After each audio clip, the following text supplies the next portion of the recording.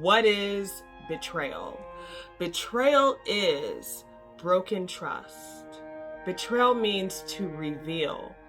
It also means to expose to danger through treachery or treason.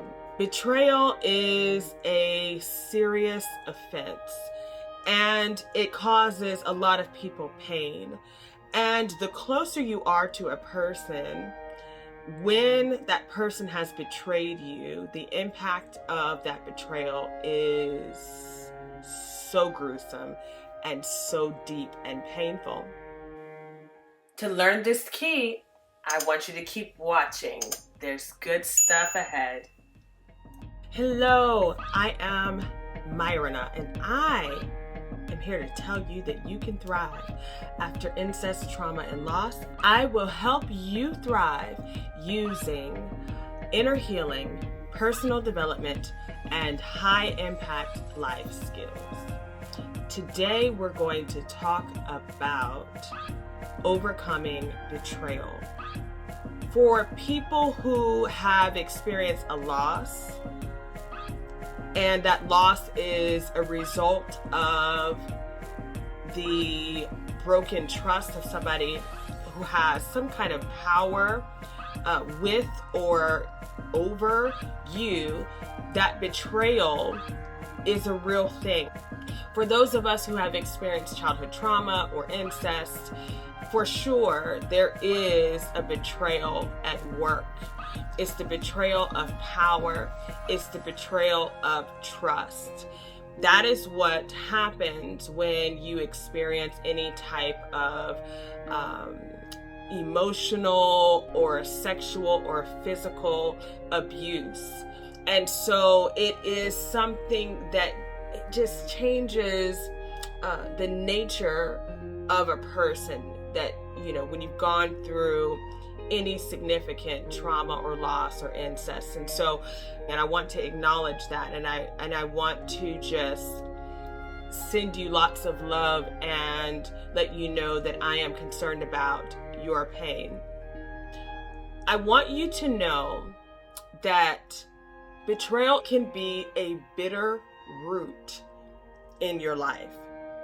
And things that have bitter roots do not need to sprout and grow into any type of tree or manifest in your life in a significant way. You would want to have that thing purged from your life. Often, I found in the work that I do with people, we use a lot of names and monikers for things. And I found that when you can situate the trauma by its name and identify it specifically, then a lot of healing can happen. The shift really came for me when I was able to call it exactly what it was and to recognize that it was a violation of trust within my family, and that had to be confronted in and of itself. It had to be addressed.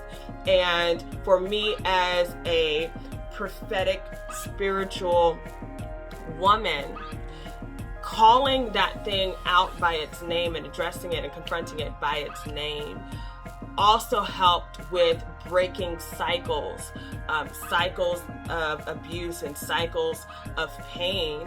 When I was able to speak with my family, we had a meeting, we talked about it, we were able to get on the same page.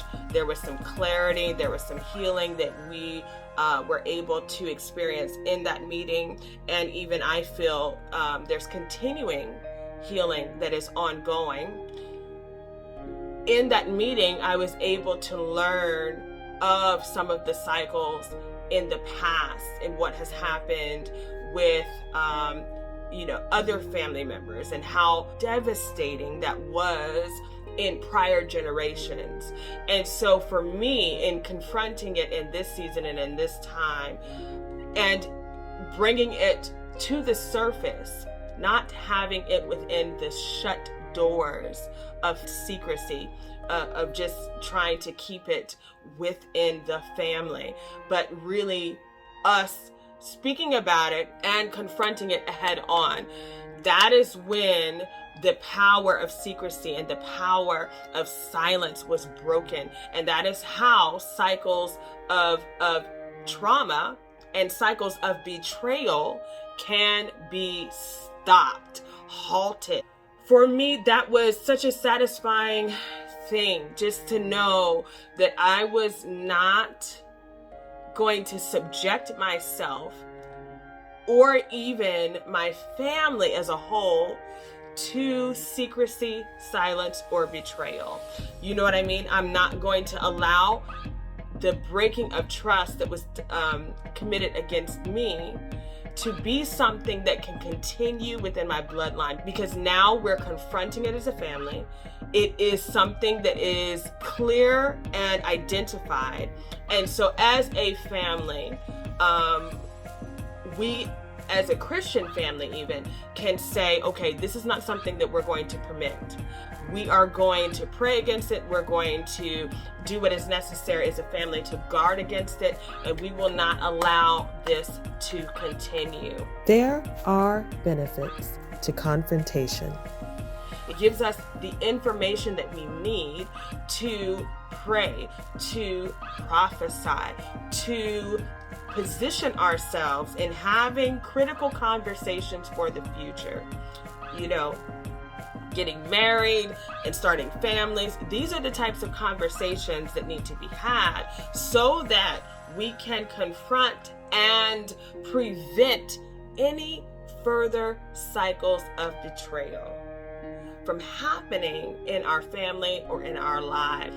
And then there's this one other cycle of betrayal that I gotta confront. We gotta talk about it. It's the betrayal of self. It's the betrayal of self, of not taking the steps to move forward for your healing. This is the thing. As adults, when life confronts us and when God moves in his power and in his love and in his grace of reconciliation and restoration, there are often many signals and many invitations that are sent to our lives, that are dropped even in our laps, so that we can begin the process of healing and transformation, so that we can unbecome, so that we can become our best selves. But often we will betray ourselves. We will break the trust of our own progression and health and vibrancy in life, so that we can, you know, keep the status quo, or simply keep the peace, or simply accommodate to those who have abused us. But I'm here to let you know there is a grace, there is strength, and I'm calling that out of you in this moment. I am speaking to your heart, speaking to your mind, and speaking to your spirit to let you know that you can break this cycle of your own self-betrayal and step into your power and begin that process of identifying the thing as it is and being clear about your right and privilege to fully heal and to take the steps to purge your life of the toxic ideas and practices, and to begin your transformation in becoming exactly who you were created to be. I want you to be encouraged. You can thrive after incest, trauma, and loss. I'll help you thrive using inner healing, personal development, and high impact life skills. I will talk with you soon.